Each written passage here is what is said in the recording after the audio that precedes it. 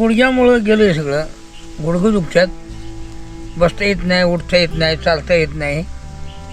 त्याच्यामुळं काही करता येत नाही. पोटासाठी जेवण करायचं, खाऊन काय करायचं ते बी करता येणार ना. मंडळी नमस्कार. हे बाबा वय वर्ष 78. तुम्हाला असं वाटेल 78 वय म्हणजे काय किरकोळ आहे आजकाल, पण त्यांची आता एवढी वाईट अवस्था आहे की त्यांना स्वयंपाक करणं आणि ते करून खाणं पण अवघड आहे. कसं की त्यांचे गुडघे पूर्णपणे गेलेले आहेत, त्यामुळं बसताही येत नाही. बसता येत नसल्यामुळं स्वयंपाकही करता येत नाही, आणि बसता येत नाही म्हणून भांडीही घासता येत नाही, आणि ही सगळी कामं करता येत नाही म्हणून ते कधी स्वयंपाकही करत नाही. कधी कधी त्यांना उपाशी पण झोपावं लागते. पण त्यांच्या डोळ्यातले अश्रू, दुःख एका देव माणसाने पाहिले. त्या देव माणसांचं नाव म्हणजे दत्तात्रय महादेव येळे साहेब, माळवाडी, तालुका बारामती.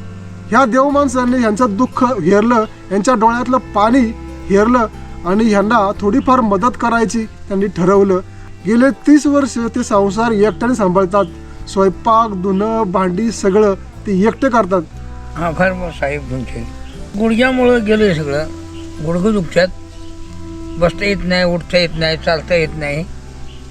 त्याच्यामुळं काही करता येत नाही. पोटासाठी जेवण करायचं, खाऊन काय करायचं ते बी करता येणार ना.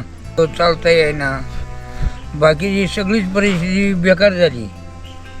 बाबांना असं रक्ताचं असं कोणीच नाही. मूल नाही, बाळ नाही, बायको नाही, पोरं नाही, कुणी नाही. संसार एकट्याने सांभाळतात. ते गेले 30 वर्ष, पण त्यांनी संसार 30 वर्ष सांभाळला नेटाने, पण आता शरीर साथ द्यायना त्यांना. आता त्यांना दर आठवड्याला दवाखान्यात जाऊन इंजेक्शन घेतलं तरच त्यांचं पोट चालतंय. पोट म्हणजे स्वयंपाक करता येतोय, भांडी घासता येतात, आणि पोटभर खाता येते. कारण त्यांना मांडी घालणं हे अवघड आहे. आता असे बसलेत कारण त्यांना मांडी असं पाय आहे ना, वाकडी करणं सुद्धा अवघड झालेलं आहे. त्यांचं हे दुःख थोडंफार कमी करण्याचा प्रयत्न येळे साहेबांनी केला. मी साहेबांचे मनापासून आभारी आहे.